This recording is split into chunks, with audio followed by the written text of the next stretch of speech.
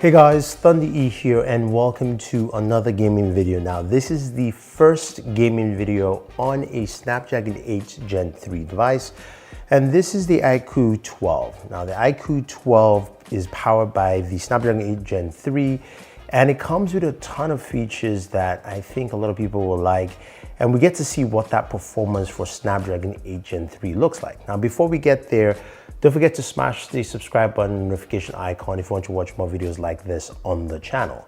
So what do we have here with this device? Now the iQOO 12, we have the BMW Motorsports Edition with the BMW branding across the box itself, and also some BMW branding around the packaging, which is pretty nice and pretty cool. The device itself is all white. We have the BMW colors on there. It says iQOO 12.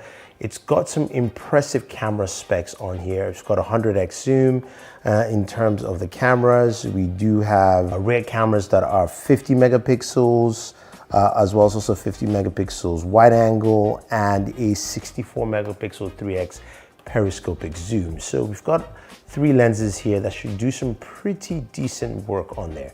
So I can't wait to see what kind of performance we're getting internally.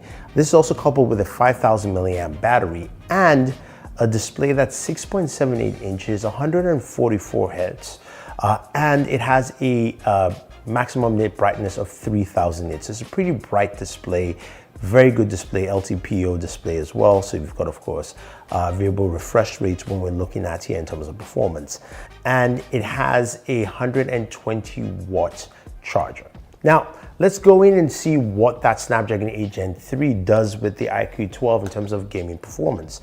But first off, we have to look at Geekbench and 3D Mark V. So our 3D Wildlife Extreme benchmark scores, we've got about 5,135, which is pretty good. Average FPS of about 30 frames per second, and performed really well. It says our scores are up to the 97th percentile in terms of performance. What's really interesting is also the battery temperatures during this performance test was between 25 to 26 degrees Celsius, and battery dropped from 40 to 39. So battery performance was also pretty good on this test, which is pretty good to see here. Now, a lot of you are looking for those Geek benchmark scores.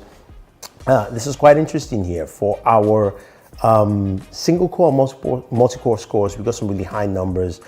Single core 2,314, multi-core 7,170, which is pretty nice.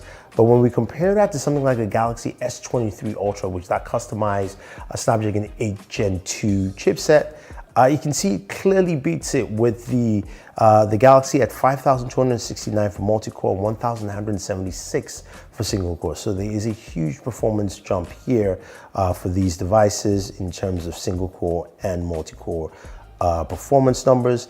And then when we go into GPU numbers, there is a huge leap here in OpenGL scores with 14,291 on the iQOO 12, while the Galaxy has 9,225. So it clearly shows us that the Snapdragon 8 Gen 3 has a huge graphical performance leap. So what does that look like in terms of gaming? So we start off with our very first game, which is Call of Duty Mobile, which is our usual standard benchmark.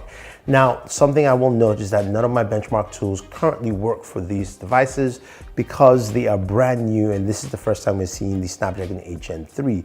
But that being said, I was able to see what the refresh rate was on screen while playing using the developer tools built into Android 14, which the device is running. And playing Call of Duty, I was getting 120 hertz there, basically getting close to 120 frames per second, which is pretty good, meaning gaming performance is fast and vibrant, and also the performance runs really well.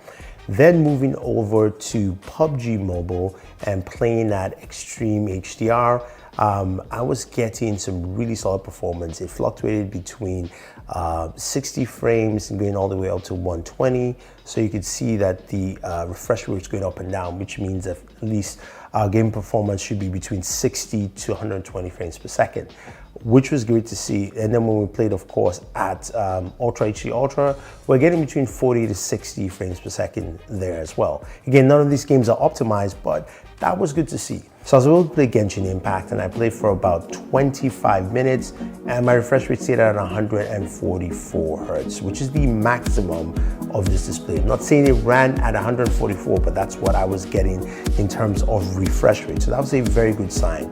But the better sign here was actually the temperature readings within that 20-minute time span. We stayed at 93 degrees Fahrenheit, roughly around 31 to about 32 degrees Celsius. So that was pretty good to see here. Now, doesn't mean that those temperatures won't run hotter later on if you're playing up to an hour, but at least in that time frame that I got to play, I got some really good temperatures from this device, and really shows where the Snapdragon 8 Gen 3 actually lands, which is pretty good to see.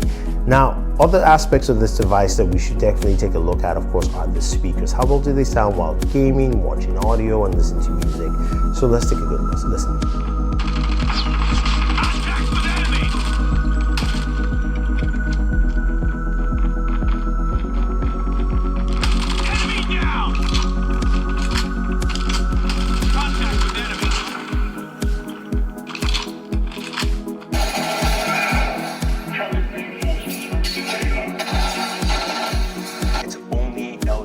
Soundbars. This will not work with a Sonos or any other soundbar, which you have to.